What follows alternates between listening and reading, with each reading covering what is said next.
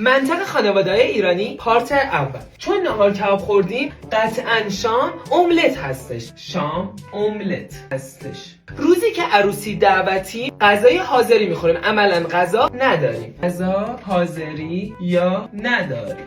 اگه دیروز بیرون بودی قطعا نباید امروز حوصلت سر بره، چون دیروز بیرون بودی. حوصلت سر نره چون دیروز بیرون بودی.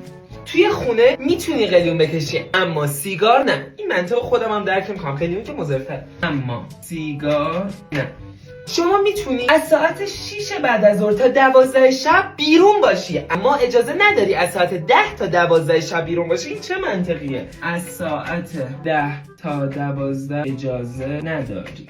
اینهایی که دیدید بخشی از منطقهای خانواده ایرانی هستن. یکی از منطقهای خانواده خود را برای ما بنویسید و پیج رو فالو کنید و پارت‌های بعدی منطقهای قشنگ خانواده ایرانی با خبر بشید.